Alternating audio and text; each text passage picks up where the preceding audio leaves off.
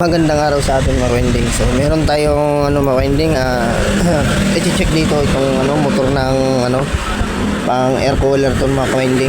So yung kanyang stator ay pabilog. Pero ito rewind na siya mga winding, rewind na ito. Pero itong rewind na ito mga winding na itong motor na ito. So hindi naman ito galing sa aking motor na pagka-rewind nito. Dahil yung ang may-ari nito mga winding ay technician na may-ari nito. Ayun, mahina daw umikot mahina daw ito umandar umikot yung kanyang motor. Kasi so sa mga nagre-rewind, alam naman natin yung kung saan galing yung mga motor. Kasi pag ganitong mga pagsariling rewind natin, pag ating mga rewind, meron tayong mga marking dito na kung talagang sa atin ang galing kung tayo ay nagre-rewind. So itong ganito mga winding, so ito yung pagtali nito ay iba yung pagtali sa pagka-rewind, pero ito ay hindi sa akin galing ito. So sa tali pa lang alam ko na agad pag sa akin. So ito mga winding, ang solusyon nito, kaya ito mga winding wala naman puto lahat. Galing ko dito yung ay, ngayon ay check ko ito mga winding. gawin mo na raw, sabi ng kapatid. Umaya tayo, masikip pa. So ito mga winding, so checkin natin So ito yung line, yung dilaw is capacitor yan. So ito yung number 1 yan.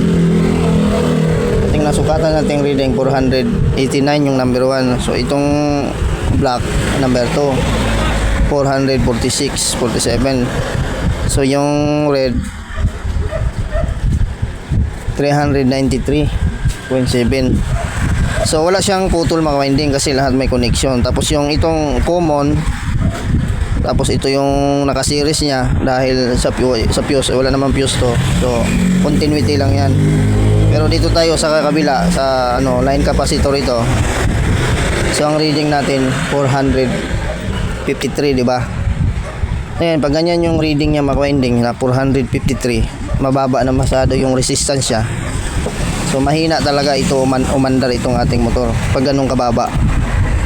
Kasi ang nangyari dito, siyempre bagong rewind ito, kung saan man niya ito binili, dapat ang mga reading nito ay naglalaro sa mga 800 or 1000 plus na resistance, 800 to 1000.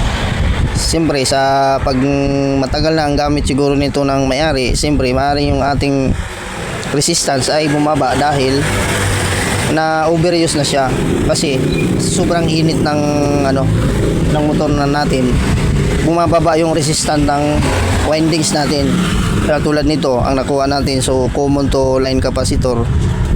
Pag ganyan po ang reading mga windings, so mahina na talaga yan, umandar yung kumbaga sa tao hirap na siya lumakad, kaya mabagal yung ikot niya. Kahit lagyan pa siya ng mataas na microfarad na capacitor, mahina pa rin talaga, hindi siya makabuilo.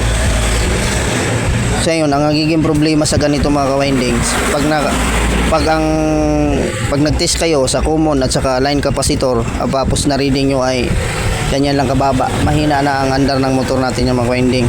Ang may problema niyan ay yung kanyang rewind na, itong pinaka windings niya, dahil wala nang resistance ito, nabawasan na, siyempre nagamit na ng matagal, siyempre bumibigay na rin sa sobrang tagal na gamit. Kaya yung ating windings minsan kadalasan pag sobrang tagal ay umiitim, di ba?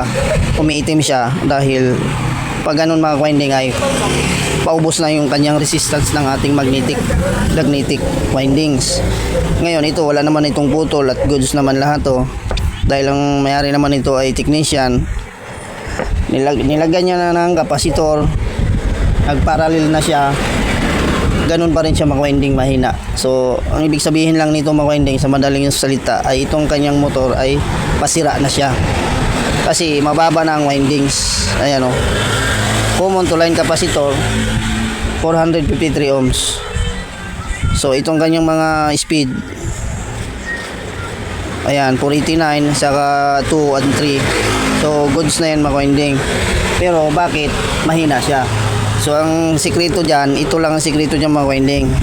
Kunin nyo lang yung common at saka line capacitor. Pag nakuha kayong ganyang kababa na reading or na 400 pababa, so wala na yun mga winding, basira na yung ating motor na magnetic winding siya. Kasi kahit lagyan mo siya ng capacitor na mataas ang microfarad at mabagal pa rin, so wala na yan mga winding. Motor na ang diferensya niyan, yung kanyang windings, mababa na ang resistance. Kasi siyempre matagal lang siya ginamit. Ngayon, tinanong ko yung technician nito na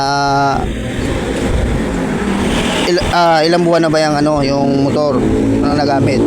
Sabi ng technician, may 1 taon na daw mahigit yan yung pinalitan niya ng motor. Kasi nung nagkataon daw, wala daw ako noon, kaya hindi siya sa akin nakabili ng rewind. Ngayon, sa iba siya bumili. So, okay naman yung kanyang rewind mo, hindi maganda naman. Ayos din naman pagka-rewind. Kaya lang, siyempre pag bagong rewind ito, mataas ang resistance dapat niyan. Zero sa ganitong resistance, so naglalaro ito sa mga 800 pataas. Kung ito'y bagong rewind, 800 pataas. So, yun ang normal dyan na mga 800 pataas. Pag yun ay bumaba sa 400, tapos 500, so wala na. Tapos ganito kalaki ang motor mo, yung stator mo. Tapos yung reading ay lang, mga 400, 500. Wala, may diferensya na po ang windings natin yan. Kasi pag ganito kataba na stator, hindi dapat ganun ang kanyang resistance.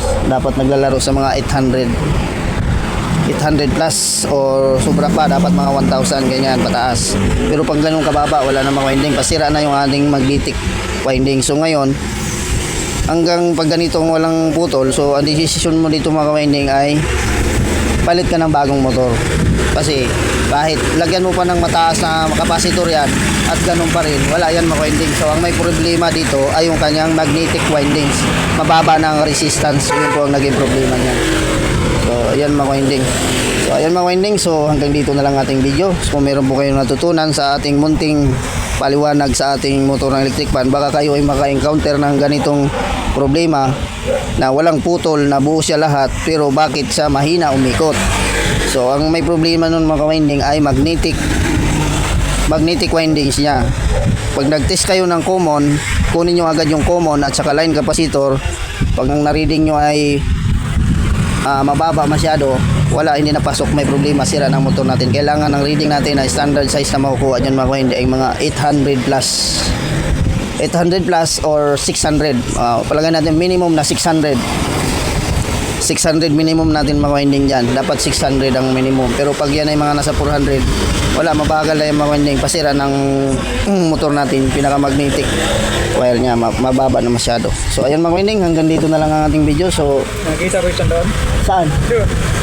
Saan ka nakakita? Pinto ni. So ayun mga winding, so bye bye na. Sa pintuan.